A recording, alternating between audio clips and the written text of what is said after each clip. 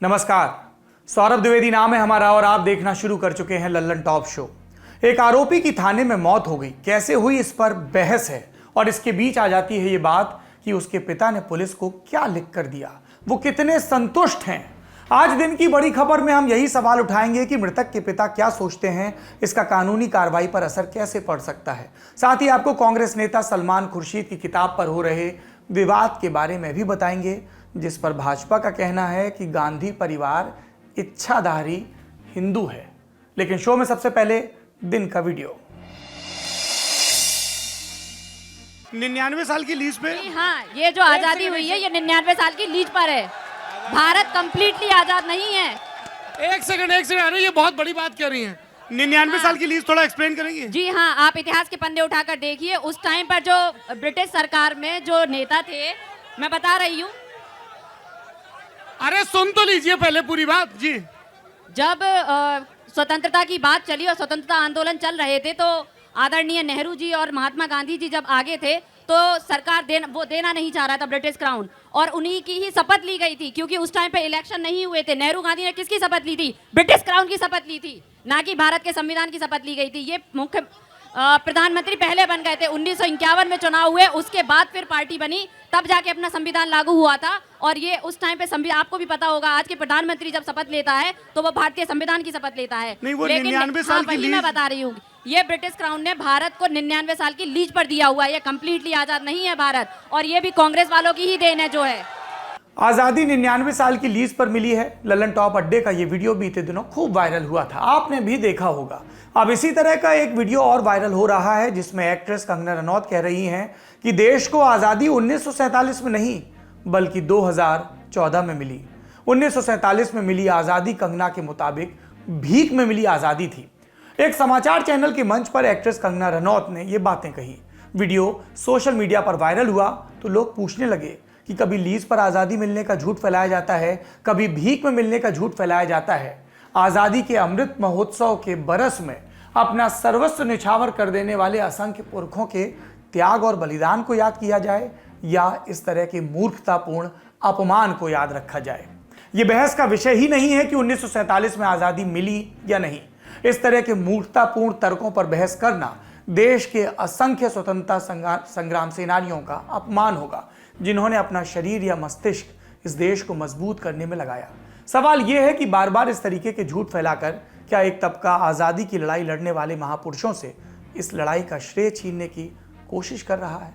क्या आज़ादी के 75 साल पूरे होने पर अमृत महोत्सव मना रहे हम देशवासी और हमारी सरकार, भारत सरकार की ये जिम्मेदारी नहीं है कि वो इस तरह की बकवास पर अपनी स्थिति स्पष्ट करे? सरकार को भी बताना चाहिए कि उसके लिए कौन सी आज़ादी का महत्व है, 1947 वाली या 2014 वाली, या कई लोगों के मुताबिक वो जो अभी आई नहीं। इस तरह की तमाम व्याख्याएं हैं, तमाम सवाल पूछे जा रहे हैं। और ये जो बयान हालिया आया है, ये पद्मश्री हाल ही में पाई हुई एक्ट्रेस का बयान है, जिनकी भारतीय जनता पार्टी और सरकार के साथ जो करीबियां हैं, जो वैचारिक सहमतियां हैं, वो किसी से छिपी नहीं है। तो ऐसे में जाहिर सी बात है कि देश जानना चाहेगा कि सरकार का रुख क्या है। कई लोग कहेंगे सरकार अपना रुख स्पष्ट कर चुकी है। सरकार की जिम्मेदारी सिर्फ अपने हिस्से का बयान देने की नहीं है। सार्वजनिक जीवन में जो सार्वजनिक महत्व रखने वाले विषय हैं, उस पर जो हस्तियां हैं वो क्या बोल रही हैं, ये देश के साथ साथ सरकार के संज्ञान में भी आना चाहिए, और सिर्फ तब नहीं आना चाहिए जब उनकी पॉलिटिक्स को सूट करता हो। अब चलते हैं दिन की सुर्खियों की तरफ। पहली सुर्खी तमिलनाडु से है। राज्य में लगातार हो रही भारी बारिश की वजह से चेन्नई, तिरुवल्लुर, कांचीपुरम समेत कई शहरों का जनजीवन अस्त व्यस्त है। सड़कों से लेकर घरों तक पानी भरा है। चेन्नई की ज़्यादातर सड़कों में पानी भर चुका है, यातायात प्रभावित है।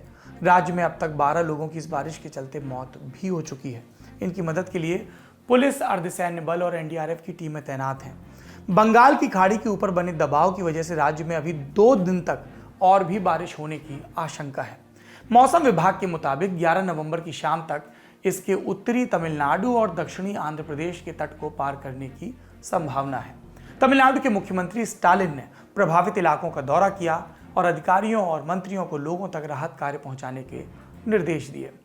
दूसरी सुर्खी उत्तर प्रदेश से है। यूपी सरकार ने डॉक्टर कफील खान को सेवा से बर्खास्त कर दिया है। 2017 में गोरखपुर के बाबा राघव दास यानी बीआरडी मेडिकल कॉलेज में ऑक्सीजन की कमी के चलते करीब 60 बच्चों की मौत हो गई थी। इस मामले में कफील खान समेत 8 लोगों को निलंबित कर दिया गया था। बाद में अस्पताल में घटित अन्य घटनाओं के संबंध में कफील खान को अलग से भी निलंबित किया गया था। बच्चों की मौत के मामले में कफील खान के खिलाफ लगे आरोपों की जांच कर रही कमेटी ने उन्हें निर्दोष बताया था और अपनी रिपोर्ट में कहा था कि उनके खिलाफ भ्रष्टाचार या लापरवाही के सबूत नहीं मिले। इसके बाद उत्तर प्रदेश सरकार ने दोबारा विभागीय जांच के आदेश दिए थे, लेकिन बाद में इसे वापस ले लिया था, जिसके बाद माना जा रहा था कि कफील खान को दोबारा बहाल किया जा सकता है, लेकिन चिकित्सा शिक्षा विभाग ने उन्हें बर्खास्त कर दिया। नौकरी से बर्खास्तगी के बाद डॉक्टर खान ने कहा कि 8 डॉक्टर और कर्मचारी निलंबित हुए थे, जिनमें से 7 बहाल हो गए, लेकिन कई जांच में क्लीन चिट के बावजूद मुझे बर्खास्त किया गया।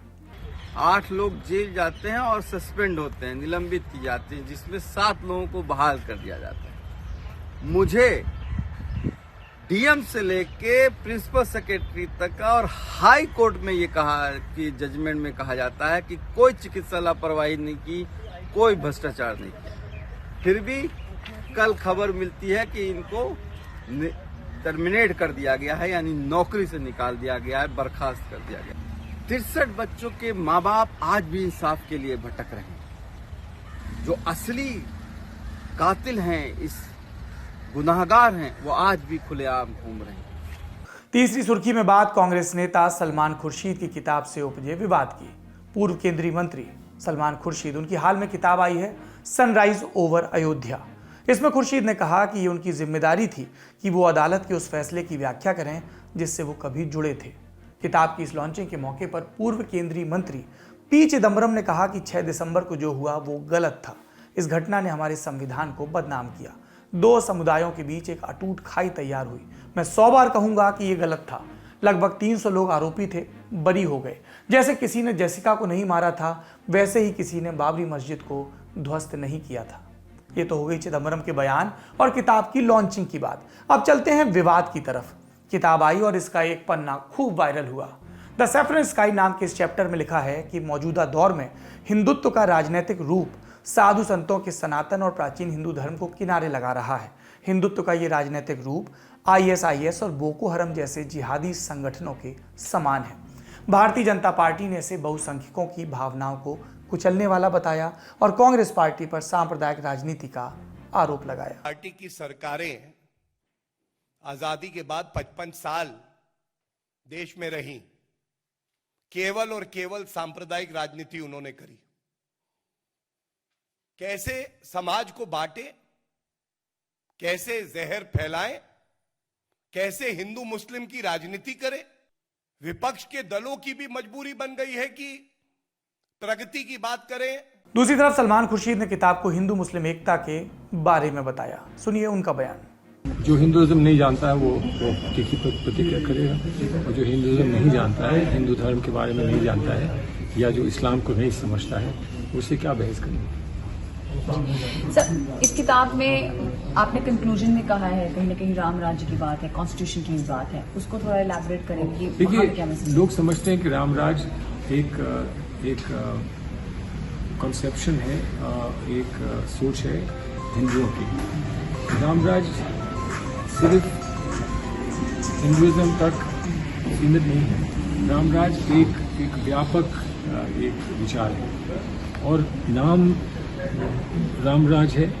वैसे ही इस्लाम में जो हमारा इस्लामिक कल्चर है, बिलीफ है, उसमें निज़ाम मुस्तफ़ा होता है कि मुस्तफ़ा का निज़ाम होगा तो कैसा होगा। और अगर दोनों को आप करीब से देखें तो दोनों एक से हैं, दोनों में एक ही बात है, एक ही बात की चर्चा है, एक ही बात का की सोच है, एक ही रास्ता दिखाया गया है।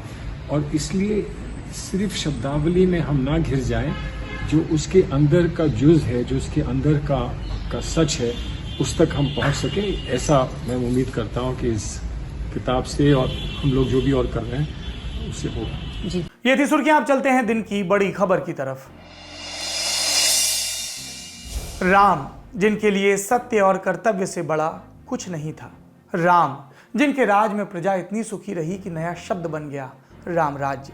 ऐसी शासन व्यवस्था जिसमें बड़े छोटे का भेद नहीं, अमीर गरीब का भेद नहीं, राम को सब बराबर प्यारे, सब बराबर सुखी। और इस सुख का कारण था राम का न्यायप्रिय होना। न्याय और कर्तव्य का महत्व बताती ये कहानी आम जनता तक तभी पहुंची जब गोस्वामी तुलसीदास जी ने रामचरितमानस की जन भाषा में राम की कहानी की रचना की। लेकिन जिस कासगंज को तुलसीदास जी की जन्मस्थली बताया जाता है, उसी कासगंज के पुलिस अधिकारियों ने लगता है इस कहानी से सबक नहीं लिया, वो भी तब जबकि जिस सरकार के मातहत वो काम करते हैं वो राम का नाम जपते थकती नहीं। कासगंज की सदर कोतवाली में अल्ताफ की मौत का मामला इतने बल खा चुका है कि हिसाब रखना मुश्किल हो रहा है। 10 नवंबर को लल्लन टॉप शो में हमने आपको बताया था कि एक लड़की के गायब होने से संबंधित मामले में अल्ताफ के खिलाफ पुलिस में शिकायत हुई। पुलिस पूछताछ के बहाने उसे 8 नवंबर को ले गई। 9 नवंबर को अल्ताफ की मौत हो गई। पुलिस का बयान, उसने कोतवाली के टॉयलेट में नल की टोटी में अपनी जैकेट की डोरी लपेटकर फांसी लगा ली और परिवार का कहना था कि अल्ताफ की हत्या हुई है। हमने आपको कल ये भी बताया था कि अल्ताफ के पिता चांद मियां का एक बयान आया था जिसमें उन्होंने कहा था कि उनके बेटे ने आत्महत्या ही की है, लेकिन अल्ताफ की मां का कहना था कि उनके पति ने दबाव में ऐसा कहा होगा। अब आगे की कहानी। 10 नवंबर की शाम को अल्ताफ के पिता द्वारा लिखा गया एक पत्र सोशल मीडिया पर वायरल हुआ। इसमें चांद मियां लिखते हैं कि मेरे पुत्र अल्ताफ ने डिप्रेशन में आकर फांसी लगा ली। उसे पुलिस वाले उपचार हेतु अस्पताल ले गए, जहां पर इलाज के दौरान उसकी मृत्यु हो गई। मुझे पुलिस वालों से कोई शिकायत नहीं है, न मैं न मेरा परिवार कोई कार्रवाई करना चाहता है, न ही भविष्य में करूंगा। इस खत के नीचे चांद मियां का अंगूठा लगा है। साथ में ये खबर भी आई कि अल्ताफ के परिवार से वादा किया गया कि उन्हें 10 लाख की मदद दी जाएगी। लेकिन जब देर शाम प्रेस ने अल्ताफ के पिता से जाकर खत के बारे में पूछा तो उन्होंने कह दिया, जहां जहां पुलिस ने अंगूठा लगवाया मैंने लगा दिया, नहीं मालूम कि कागज पर क्या लिखा था। यहां हम रुककर एक सवाल पूछना चाहते हैं, अल्ताफ के पिता या कोई भी और शख्स पुलिस वालों को कुछ भी लिख कर दे, इससे इस मामले के तथ्यों और आगे होने वाली अदालती कार्रवाई पर क्या फर्क पड़ना चाहिए? सही जवाब है कुछ भी नहीं। अल्ताफ की मौत कैसे हुई ये अभी जांच का विषय है, लेकिन ये तथ्य है कि मरते वक्त वो पुलिस की कस्टडी में था। अगर अल्ताफ ने वाकई आत्महत्या की है, उस सूरत में भी कोतवाली पर तैनात पुलिसकर्मियों की जिम्मेदारी बनती है। ऐसा ना होता, टोटी वाली कहानी बता रहे कप्तान 5 पुलिसकर्मियों को तो सस्पेंड क्यों करते? कप्तान ने कहा था कि अल्ताफ ने जैकेट की डोरी से फांसी लगा ली। अगर इस बात को सच मान लिया जाए तो जो ये हो रहा था, तब कोतवाली का स्टाफ क्या कर रहा था? उन्होंने क्यों जल्द मालूम नहीं किया कि अल्ताफ इतनी देर से अंदर क्या कर रहा है? क्या ये लापरवाही आपराधिक नहीं थी? पुराने ज़माने में दुनिया के अलग अलग हिस्सों में ब्लड मनी का चलन था, जिसमें परिवार को ये विकल्प दिया जाता था कि वो पैसे लेकर कत्ल के मुजरिम को माफ़ कर दें। लेकिन भारत इन कबीलाई परंपराओं पर नहीं चलता। अल्ताफ के पिता किसी कागज़ पर कुछ भी लिख दें, कानून इस घटना को देखने का तरीका नहीं बदल सकता, क्योंकि अल्ताफ के पिता पीड़ित पक्ष हैं, न कि घटना के गवाह। उन्होंने खुद कहा था कि जब वो अपने बेटे की जानकारी लेने के लिए नदरई चौकी गए तो उन्हें वहां से फटकार कर भगा दिया गया था। मैं चौकी तक आया हूँ, चौकी से मुझे फटकार के भगा दिया गया है। मुझे चौकी से फटकार के भगा दिया गया। आज क्या होता है? 24 घंटे बीत जाने के बाद, 24 घंटे के बाद में ये मालूम पड़ रही है वो मुझे फांसी लगा दी है मेरे बच्चे को। कासगंज कोतवाली का स्टाफ तो ये बात जानता ही होगा, फिर उन्होंने चांद मियां से ये खत लिखवाया क्यों? और अगर चांद मियां ने ये खत अपने से लिख कर दिया तो फिर पुलिस ने इसे लिया क्यों? क्या इस मामले में दबाव कम करने की कोशिश है? दूसरी तरफ जिस लड़की के खोने के संबंध में अल्ताफ को उसके घर से उठाया गया था, वो अभी तक नहीं मिली है। कासगंज पुलिस अधीक्षक प्रमोद बोत्रे के मुताबिक अल्ताफ ने पुलिस को बताया था कि वो लड़की को जानता था, वे दोनों रिलेशनशिप में थे लेकिन फिर अलग हो गए। एसपी ये भी कह रहे हैं कि इस बात को साबित करने के लिए पुलिस के पास सबूत हैं। सूत्रों का दावा है कि अल्ताफ और लड़की एक वीडियो में साथ भी नजर आ रहे हैं। इन सारी बातों के जवाब में अल्ताफ के परिवार का कहना है कि अल्ताफ लड़की को जानता तो था, लेकिन उसकी गुमशुदगी में अल्ताफ की कोई भूमिका नहीं है। एक सवाल ये भी उठ रहा है कि अगर अल्ताफ उस लड़की की गुमशुदगी में शामिल होता तो वो अपने घर पर आराम से भोजन क्यों कर रहा होता? अब आते हैं इस मामले पर हो रहे राजनीतिक आरोप प्रत्यारोप पर। आज अल्ताफ के परिवार से मिलने कांग्रेस का प्रतिनिधिमंडल पहुंचा। कांग्रेस की महासचिव प्रियंका गांधी ने कहा कि प्रतिनिधिमंडल द्वारा उन्हें जब जानकारी मिलेगी तब वो अपनी प्रतिक्रिया देंगी। उधर AIMIM सुप्रीमो अजदुद्दीन ओवैसी ने इस बात को मुद्दा बनाया कि लखीमपुर की तरह कासगंज जाने के लिए नेताओं ने लाइन नहीं लगाई। आरोप लगाया कि जहां मुसलमानों की हत्या होती है वहां अखिलेश यादव और प्रियंका गांधी नहीं जाते। इस मामले पर आज योगी आदित्यनाथ सरकार की तरफ से भी प्रतिक्रिया आई। उनकी कैबिनेट में मंत्री सिद्धार्थनाथ सिंह ने कहा इस मामले में एक प्रक्रिया के तहत कार्रवाई हो रही है। मृतक के पिता ने कह भी दिया है कि वो संतुष्ट हैं, लेकिन विपक्ष तुष्टीकरण की राजनीति कर रहा है। इस तरह के आरोप प्रत्यारोप चलते रहेंगे, लेकिन ये सब मिलकर इस तथ्य को नहीं बदल पाएंगे कि एक शख्स की पुलिस थाने में मौत हो गई और हम नहीं जानते कि कैसे, गुनहगार कौन है। क्योंकि दिसंबर 2020 में आए सुप्रीम कोर्ट के एक फैसले पर हमारे यहाँ तंत्र ने कान नहीं दिया। तब सुप्रीम कोर्ट में justice RF Nariman, justice KM Joseph और जस्टिस अनिरुद्ध बोस ने एक फैसले में सभी राज्यों और केंद्र शासित प्रदेशों को आदेश दिया था कि ऐसी कोई भी एजेंसी, कौन सी एजेंसियां हैं ये, मसलन पुलिस, CBI या NIA, इनके दफ्तरों में CCTV लगवाया जाए और इसकी रिकॉर्डिंग कम से कम 1 साल तक सुरक्षित रखने का प्रबंध हो, ताकि पता चले कि जिन आरोपियों को लाया जा रहा है उनके साथ कैसा सुलूक हो रहा है। फैसले को आए एक वक्त हो गया, 1 साल हो गया। क्या वाकई पूरे देश के थानों में CCTV लग गए? एक ऐसा सिस्टम जिसे लगवाने में मुश्किल से 3 दिन नहीं लगते, उसमें थानेदारों ने, थानों ने, महकमों ने, गृह मंत्रालय ने, सरकारों ने तत्परता क्यों नहीं दिखाई? और सबसे बड़ा सवाल यह कि यूपी पुलिस के ही DGP रहे प्रकाश सिंह ने पुलिस सुधार पर जो सुझाव दिए थे, जिसके आधार पर सुप्रीम कोर्ट ने आदेश दिए, वो कब तक धूल खाते रहेंगे? कितने YS सचान, कितने मनीष गुप्त, कितने अल्ताफ ऐसी संदिग्ध परिस्थितियों में दम तोड़ते रहेंगे जो इस देश में सरकार और कानून के राज पर हमारा भरोसा डिगा सकता है? आप सोचिएगा।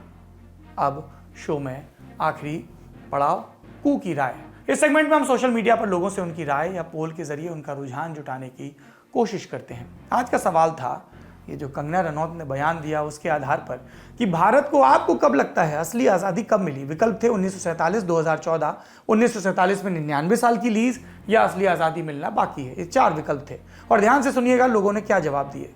असली आज़ादी मिलनी बाकी है 23%, 1947 में 99 साल की लीज पर मिली 5%, 2014 में मिली 27%। इस 45% के आंकड़े को मथिएगा, सोचिएगा कि हम यहाँ तक पहुँचे कैसे।